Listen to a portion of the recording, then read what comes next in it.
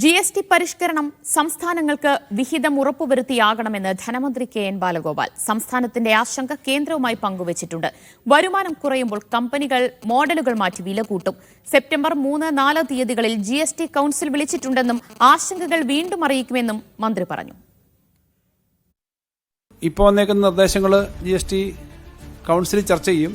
ആശങ്കകൾ കേരളം പങ്കുവച്ചിട്ടുണ്ട്, മറ്റ് സംസ്ഥാനങ്ങളും പങ്കുവച്ചിട്ടുണ്ട്, അവിടെ ചർച്ച ചെയ്യും. ഒന്നാമത്തെ നമ്മൾ പറയുന്നത് ഇത് വന്നു കഴിയുമ്പം കേരളത്തിന്റെ ഉൾപ്പെടെ ഇന്ത്യയിലെ സംസ്ഥാനങ്ങളുടെ വരുമാനത്തിൽ വലിയ കുറവുണ്ടാവും. 1 ലക്ഷം രൂപ വിലയുള്ള സാധനത്തിന് 28% ടാക്സ് ആണെങ്കിൽ 1,28,000 രൂപ, അത് നേരെ കുറയുമ്പോൾ 1,18,000 ആവണം സാധാരണഗതി. ഇത് കുറയുന്നില്ല എന്നുള്ളതാണ് ഒരു പ്രശ്നം. ടാക്സ് കുറയുമ്പം എന്താ കമ്പനികൾ ചെയ്യുന്നത്? അവർ പെട്ടെന്ന് ഈ ടാക്സിന്റെ കുറവ് കൂടി വിലയിലും കൂട്ടും. ഇത് പലപ്പോഴും ഉണ്ടാവുന്ന ഒരു സംഗതിയാണ്. X മോഡൽ ഇപ്പോൾ ആണെങ്കിൽ Y മോഡൽ എന്നാക്കിയാൽ മതിയല്ലോ. വിജിൻ വായാന്തോട് വിവരങ്ങൾ നൽകും. വിജിൻ, ഈ GST വിഹിതം ലഭിക്കുന്നതുമായി ബന്ധപ്പെട്ടുള്ള ആശങ്ക അത് കേന്ദ്രത്തെ ധരിപ്പിക്കുമെന്നാണോ ധനമന്ത്രിയുടെ പ്രതികരണം?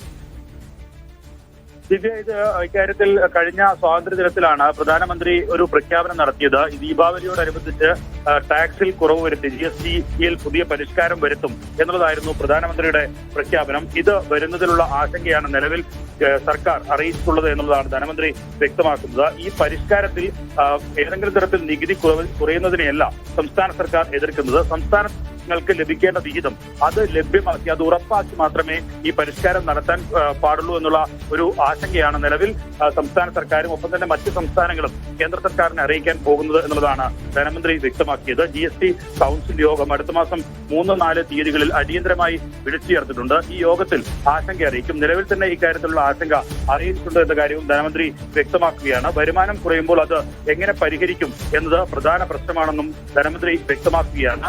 GST വരുമാനത്തിൽ ഉപഭോക്താക്കൾക്ക് ഈ മാറ്റമുണ്ടാകുമ്പോൾ ഉപഭോക്താക്കൾക്ക് ഇതിനകത്ത് ഗുണം ലഭിക്കില്ല എന്നുള്ളതാണ് ധനമന്ത്രി വ്യക്തമാക്കുന്നത്. കമ്പനികൾ പലതരത്തിലുള്ള മോഡലുകൾ മാറ്റി ഈ പണം എത്തിക്കാനുള്ള ശ്രമം നടത്തും. അതുകൊണ്ട് തന്നെ അക്കാര്യത്തിൽ ഈ സംസ്ഥാനത്തെ ഉപഭോക്താക്കൾക്ക് ഗുണം ലഭിക്കാനുള്ള സാധ്യതയില്ല എന്നുള്ളതാണ് ധനമന്ത്രി ഇന്നത്തെ വാർത്താ സമ്മേളനത്തിൽ വ്യക്തമാക്കിയത്. ഈ GST വന്നതിന് ശേഷം കഴിഞ്ഞ വർഷം 1955 കോടി രൂപയാണ് സംസ്ഥാനത്തിന് നഷ്ടം വന്നത്, ലഭിക്കാതെ പോയത്.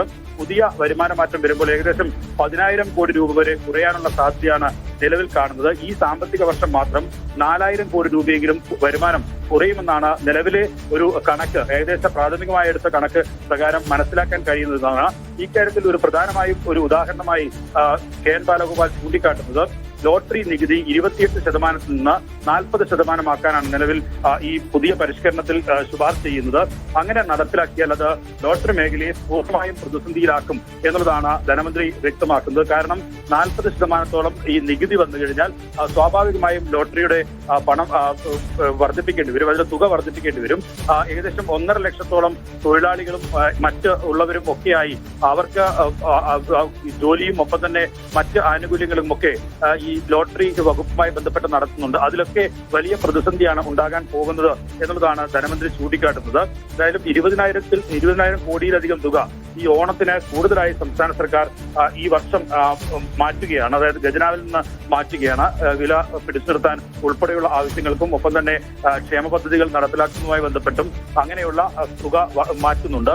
ഇങ്ങനെ ഈ പുതിയ പരിഷ്കാരം കൂടി ഉണ്ടാകുമ്പോൾ വലിയ തരത്തിലുള്ള സാമ്പത്തിക പ്രതിസന്ധിയിലേക്കാണ് സംസ്ഥാനം എത്തുക. വലിയ നഷ്ടമാണ് സംസ്ഥാനത്തിന് ഉണ്ടാവുക. നിലവിൽ തന്നെ പല വിഹിതങ്ങളും വെട്ടിക്കുറച്ചിരിക്കുകയാണ്. ആ വിഹിതമൊന്നും പിന്നീട് തിരികെ നൽകിയിട്ടുമില്ല. അങ്ങനെ ഓരോ വർഷവും ഓരോ സാമ്പത്തിക വർഷവും വരുന്ന വിഹിതങ്ങൾ വെട്ടിക്കുറക്കുന്നതിന് പുറമെയാണ് പുതിയ GST പരിഷ്കാരം കൂടി വരുമ്പോൾ സംസ്ഥാനങ്ങൾക്കുണ്ടാകുന്ന കുറവ് വരാൻ പോകുന്നത് എന്നുള്ളതാണ് ധനമന്ത്രി വ്യക്തമാക്കുന്നത്. യെസ്.